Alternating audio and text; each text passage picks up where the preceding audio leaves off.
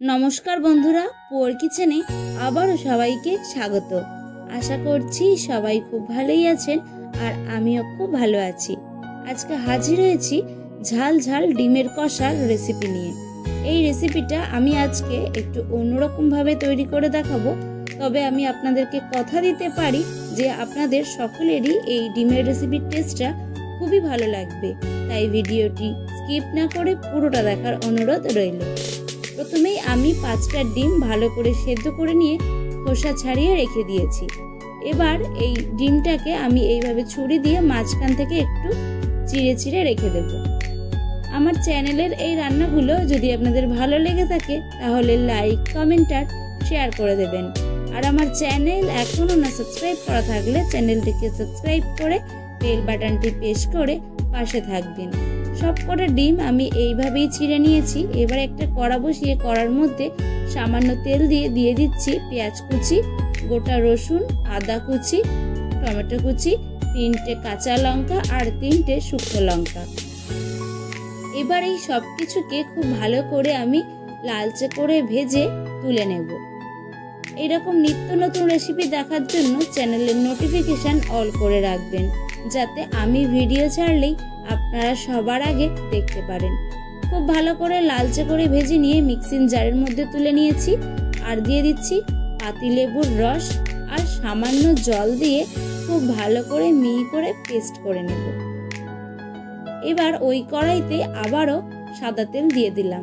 তেল খুব ভালো করে গরম করে নিয়ে তেলের মধ্যে দিয়ে দিলাম সামান্য একটু লবণ আর হলুদ। লবণ আর হলুদ দিয়ে ভালো করে নেড়ে চেড়ে নিয়ে ডিমগুলোকে লালচে করে ভেজে তুলে নেব। আর বাড়িতে অবশ্যই এইভাবে একবার এই ডিম কষাটা বানিয়ে খাবেন, খেতে কিন্তু খুবই ভালো লাগে।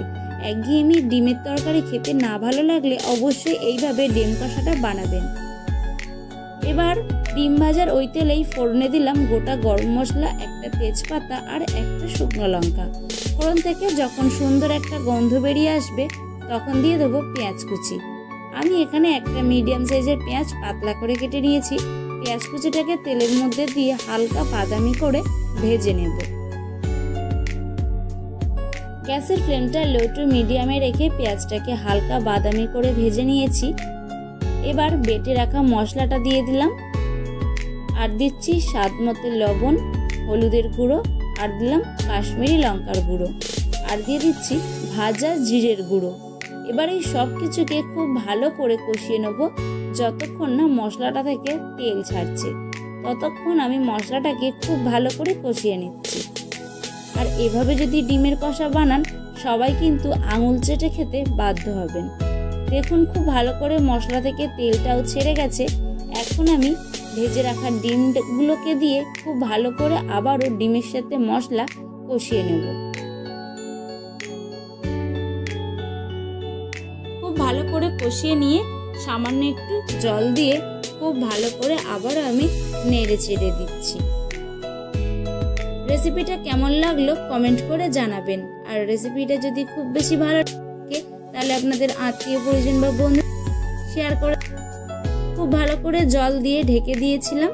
তারপরে ঢাকা খুলে যখন ডিমের কারি থেকে তেলটা খুব ভালো করে ছেড়ে দেবে তখন খুব ভালো করে নেড়ে চেড়ে দিয়ে ওপর থেকে ধনেপাতা কুচি দিয়ে ভালো করে মিশিয়ে নামিয়ে নিলেই কিন্তু এই দারুণ স্বাদের ঝাল ঝাল ডিমের কষা একদমই রেডি হয়ে যাবে।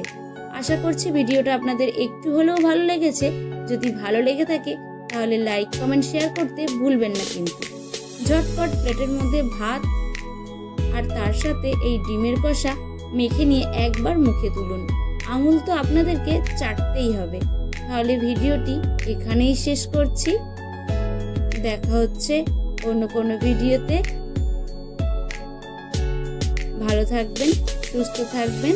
আর এইভাবে ডিমের কষা বানিয়ে কেমন লাগলো সেটাও আমাকে কমেন্ট করে জানাবেন।